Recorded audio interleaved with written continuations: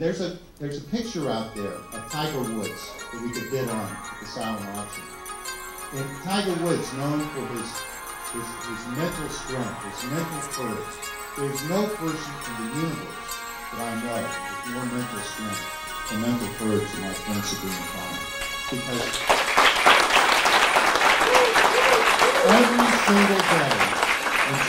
every single day, Sabrina wakes up with a smile on her face. The most optimistic, as sunny as a sunny day in Miami Beach. Every single day that I've been with her, that I've known her. It's extraordinary. What she represents to the cause of stem cell research is something really phenomenal. And we are all very lucky to be in this room.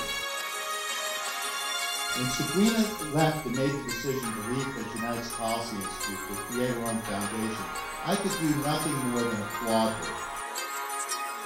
What she's doing is extraordinary and meeting an unmet need. There is a vital need for directed funding for stem cell research. This field of regenerative medicine is going to change the face of medicine. We're going to have cell therapies. We're going to have to ramp up and manufacture billions of cells for this. We're going to have to be able to get reimbursements in order to get this done. We're going to have to train thousands and thousands of clinicians. This is a scientific revolution of the first rank, and where scientific revolutions used to take centuries and decades in the information age and the sequencing of the human genome, it's going to impact our lives and the lives of our children and our grandchildren. So what she is doing, the funding today, might buy an instrument that a scientist would use for a breakthrough. It will hire a postdoc that a lab otherwise would not get. And because Sabrina is going to be using this surgically with precision, you know that the money that's given to this foundation will have the highest and best use and the most leveraged use. So if any of you are wondering what needs to be done, this is an organization that's worth putting on your gift list. I just want to submit that to you tonight.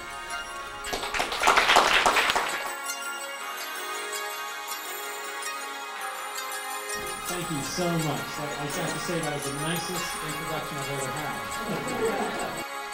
I got into the University of California, Irvine, my first professorship position about 8 years ago, and I decided to take a big risk and throw away the things that I was doing and really start to work on something that I thought could be achieved within my career.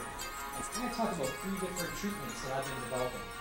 Started working on acute injury. What we did was block the immune response to spinal cord injury within hours. We discovered the one recruitment molecule that recruited the bad guy from the immune system. If we get in there within 12 hours of an injury with a simple needle injection, and we bind up that recruitment molecule, none of those immune cells start rushing into the spinal cord, this is what you get. A spinal cord, you can't even tell what's cut. See, there's no coordination of the front limbs to the back limbs. Still got some of the spinal cord left, but clearly he's severely impaired. In these same animals, if we get in there with a single needle, any nurse could give this, a paramedic, within 12 hours of an injury, this is the injury that, listen to that. Isn't that great? We completed those 4 big pillars of a clinical trial. We went to the FDA. We got approval to use this drug in humans, and not this past Thursday, but 1 week before that, it was approved. The phase 2 clinical trial completed, and it works.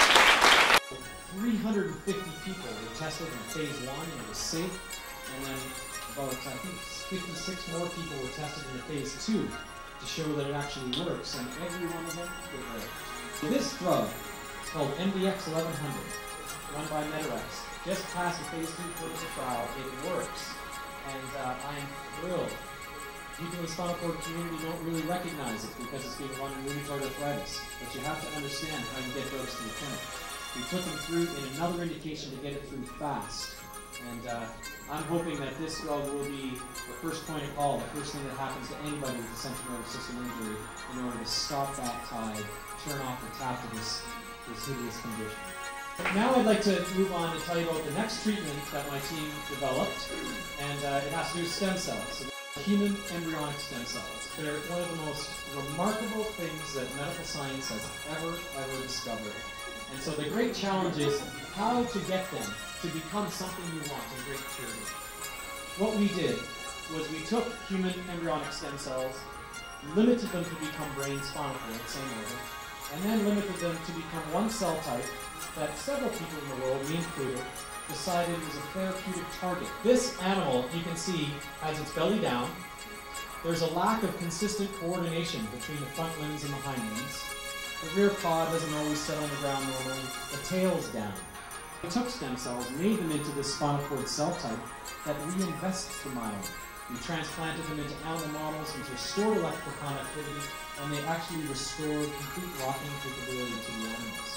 We completed 2 years of safety testing with these stem cells to make sure that they were safe.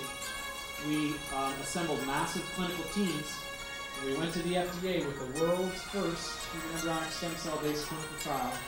And 2 days after President Obama was inaugurated, the ban was lifted.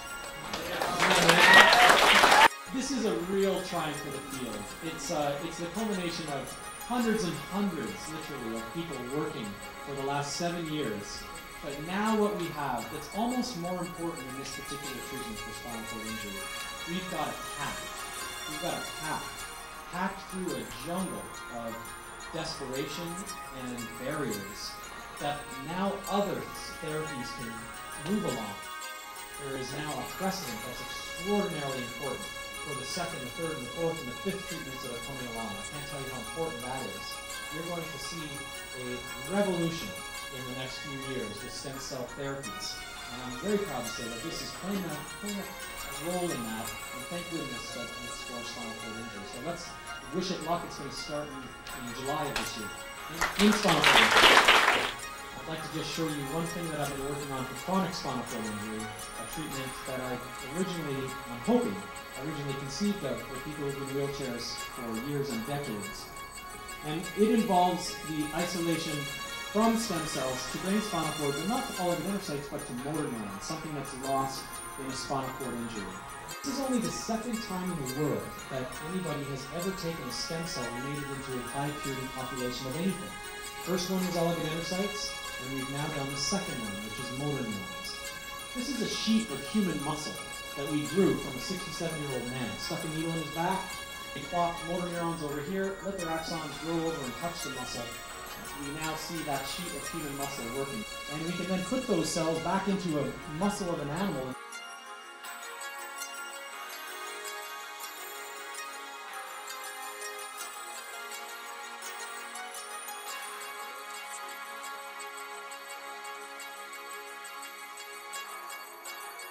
Developed a cell production facility, showed that it works in animal models, completed the preclinical safety, gathered together teams of medical doctors in order to design the clinical trials, and we're moving towards the clinic.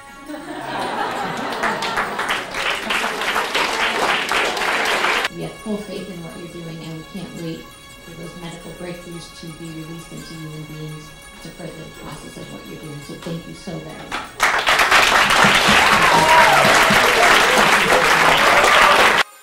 Miami Beach would like to thank all of you for your commitment and ongoing dedication to the Sabrina Cohen Foundation for stem cell research. Your volunteer efforts have allowed the organization to flourish and